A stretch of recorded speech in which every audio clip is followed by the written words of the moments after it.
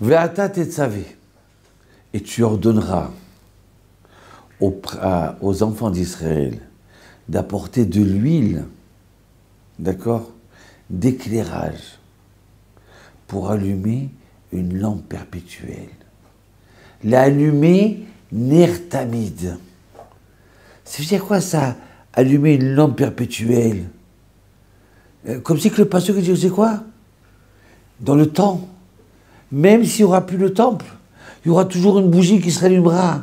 On a tous une mitzvah d'allumer une bougie, d'éclairer le monde, d'éclairer la maison, de s'éclairer soi-même, d'éclairer son prochain. On a une mitzvah d'allumer la bougie. Il faut toujours l'allumer, cette bougie.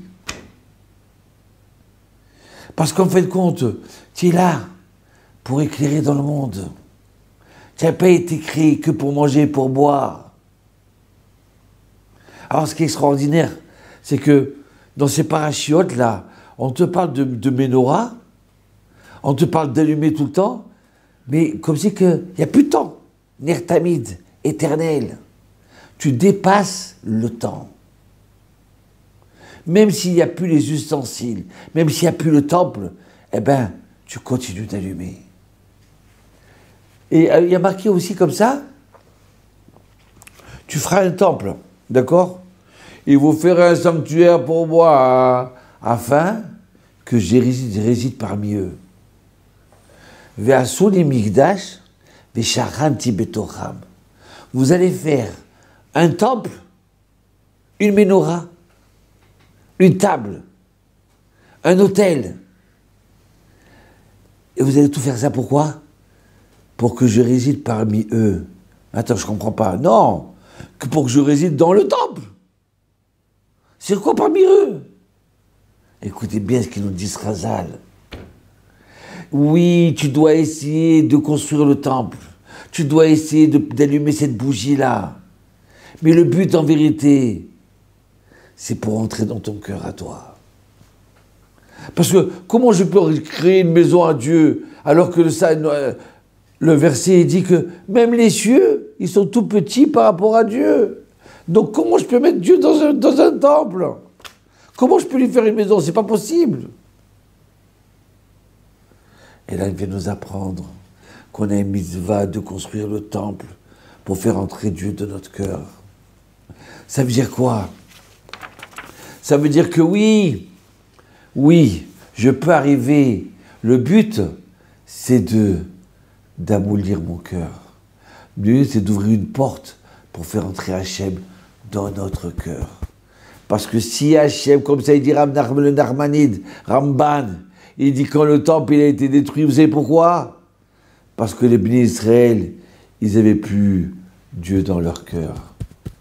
Le temple, il n'avait plus cette valeur, cette importance. La seule chose qui tient, c'est le kotel, parce qu'il a été construit avec le cœur. Donc alors oui, on peut être tous un temple. Tous, on peut être une synagogue. On peut être un autel, une table, une lumière, dans notre cœur, dans notre maison, avec nos amis. Alors regardez comme c'est extraordinaire.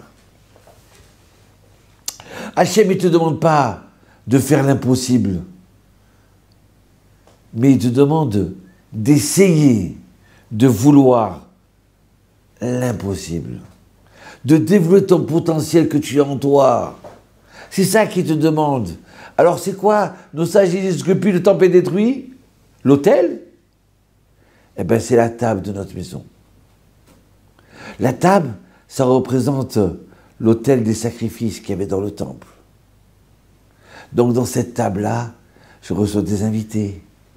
Dans cette table-là, je fais des bénédictions avant de manger. Dans cette table-là, je fais attention comment je mange. La cache-route, je ne peux pas manger n'importe quoi. Et oui. Et alors maintenant, vous allez me dire, et la menorah? La menorah, d'accord? Eh bien, c'est pour allumer. Je dois être ma maison, elle doit être une lumière pour tout le monde. Que quand on rentre chez toi, on est bien chez toi. Tu n'es pas mesquin. Tu ouvres ta porte à tout le monde. Et, vous savez quoi?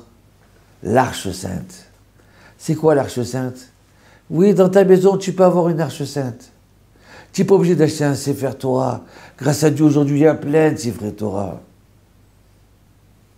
On n'est plus comme après la Shoah, où il manquait des Sefer Torah. Aujourd'hui, ce qu'on a besoin, c'est de construire des petits Sefer Torah vivants, des enfants. Quand toi, tu enseignes la Torah à tes enfants, quand tu prépares un petit discours à table, ou une morale, hein, eh bien à ce moment-là, tu vas construire des enfants dans la Torah. Tu vas en construire des hommes. L'Arche Sainte, eh bien c'est des livres, en hébreu, des livres de prière. Comment tu peux rentrer dans une maison, tu dis aux gens, excusez-moi, j'ai besoin de faire une bracha, vous avez un sidour? Ah non, j'ai pas de sidour. Mais ça coûte tellement pas cher aujourd'hui. Tu peux avoir la Bible en français, en hébreu, avec plein de commentaires. La Mishnah en français. Tu fais l'Arche Sainte dans ta maison. Vous savez quoi? Mon Rav, il m'a dit, écoute, tu ouvres une école? Alors viens, on marche ensemble. Et on a marché comme ça dans un jardin. Il m'a dit, tu vois, là, tu as 2 arbres. Tu en as un qui est tout droit. Et tu as un autre qui est tordu. C'est quoi cette différence-là? Il dit, mais le jardinier, quand il a fait pousser cet arbre, c'est qu'est-ce qu'il a fait? Il lui a mis un bâton. Il l'a accroché à l'arbre. Donc il a poussé tout droit. Quand il était petit, l'arbre, il lui a appris à montrer tout droit. Et cet arbre qui est tordu, il ne lui a pas mis de bâton quand il était petit. Donc alors avec le vent, avec les pierres, il a poussé tordu. Tu comprends? Alors, je sais que tu veux des petits Sifrei Torah. Mais pour cela, il faut que quand ils sont petits, bien leur enseigner la pureté de tout ton cœur, de toute ton âme, tu leur apprends. Regarde les enfants à qui ils n'ont pas eu de tuteur. Ils n'ont pas été aidés, ils n'ont pas été dirigés. C'est quoi? C'est la drogue, c'est le vol, c'est la dépravation. Hein? L'arbre, il sort tordu. Combien il faut dépenser d'argent pour sortir des gens de prison et les essayer de les enlever de l'alcool et de la drogue? Mais ce qu'il dit, ces gens-là, ils ont grandi tordus, ils n'ont pas eu de tuteur, ils n'ont pas eu de bâton quand ils étaient petits. Toi, au lieu de dépenser des millions comme font les États occidentaux dans les prisons et les centres de rééducation, toi maintenant, dépense tout ton argent dans cette école-là pour qu'ils grandissent bien. Ouais, ça a été la leçon extraordinaire pour moi. Oui, on peut avoir l'Arche Sainte dans notre maison, nos enfants et nos livres. Et regardez bien comme c'est merveilleux là. Alors maintenant, dans notre maison, alors on a l'Arche Sainte, on a la table, d'accord? On a la lumière, la menorah. Oui, chez moi j'ai la menorah. Quand tu prends conscience que ta maison, c'est un temple, c'est une synagogue, c'est un kotel, alors à ce moment-là, tu ne peux pas te comporter n'importe comment. Tu ne peux pas t'habiller n'importe comment. Tu ne choques pas tes enfants. Et tu fais attention comment tu parles. C'est dans le temple. Tu es dans le Beth Amikdash. Si tu veux que ta maison elle soit un sanctuaire, dans le temple, qu'est-ce qu'il y avait? Il y avait des sacrifices. Alors apprends à te sacrifier pour faire le shalom bayit, pour faire la paix dans la maison. Oui, des fois, tu n'as pas envie de dire « Oui, tu as raison ». Sacrifie-toi. Baisse la tête. C'est pas grave. Sois indulgent envers ton prochain, envers ta femme, envers ton mari, envers tes enfants. Sacrifie-toi. Juge-le du bon côté ou juge-la du bon côté. Tu comprends? Et le bénéfice du doute, pourquoi pas? Alors oui. Alors Dieu il nous promet d'entrer dans notre cœur.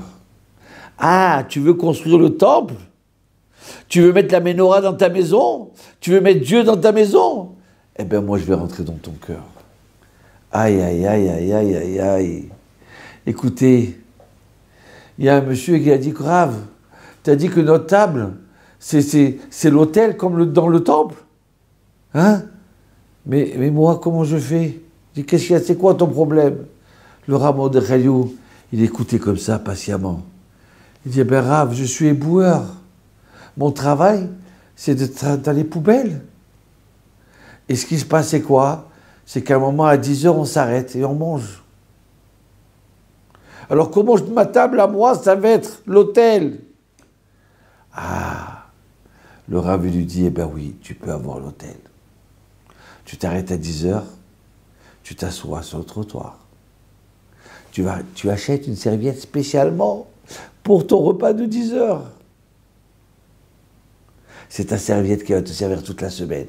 Et là, tu la mets sur la table. Mais j'ai pas de table. Oui, sur le parterre. Mais c'est ta table. Tu vas te laver les mains et la main donc tu es dans le temple. Et tu vas faire la bracha et tu vas manger. Et si tu peux faire un devoir Torah, ça y est. Ouais. Quoi, moi, éboueur, je peux avoir le temple là maintenant, sur le trottoir? La table? Oui. Alors voilà. La semaine d'après, il revient dire Rav, j'ai besoin de toi. On dit quoi? Il dit, tous les matins, j'ai fait comme tu m'as dit. Je suis parti acheter une serviette spéciale. Je la pose par terre, sur le trottoir, et je commence à manger. Je me retrouve dans le temple avec Hachem. C'est un moment extraordinaire. Extraordinaire, Rav, tu m'as redonné la vie. Je suis plus éboueur pendant 10 minutes. Je suis dans le temple. Et voilà que mon maître, mon patron, aujourd'hui, il m'a dit, mais c'est quoi ça? Mais qu'est-ce que tu fais avec une serviette? Où tu te crois au restaurant ici ou quoi? C'est quoi ces bêtises là? J'ai dit, mais c'est la table, c'est l'hôtel, c'est le temple. C'est le côté de Maravi. C'est la synagogue, mon maître, mon patron. Et là, il me dit, mais c'est quoi ces bêtises là? Mais alors vous, les religieux, comme vous êtes bêtes, mais alors, vous écoutez vos rabbins comme ça. Et là, il m'a donné un coup de pied dans l'hôtel, dans mon tabernacle. Il m'a renversé ma bouteille et ma serviette. Et à ce moment-là, je me suis mis à pleurer. Dommage. Et de ce coup, j'entends un cri, aïe, aïe, j'ai mal aux pieds, aïe, j'ai mal aux pieds, Rav. Voilà. Il me supplie, mais qu'est-ce que tu veux lui faire? Moi, je ne sais pas quoi faire. Il a mal aux pieds depuis qu'il a tapé sur ma table à moi. Qu'est-ce que je peux faire, Rav? Alors, il dit, tu vas lui demander qu'il vienne et qu'il demande pardon et qu'il va te racheter une nouvelle serviette et qu'il va t'acheter un beau verre avec une belle bouteille. Et voilà, c'est ce qu'il a fait. Et depuis, il n'a plus mal à la jambe. Aïe, aïe, aïe, aïe, aïe, aïe, aïe, aïe, aïe, aïe, aïe.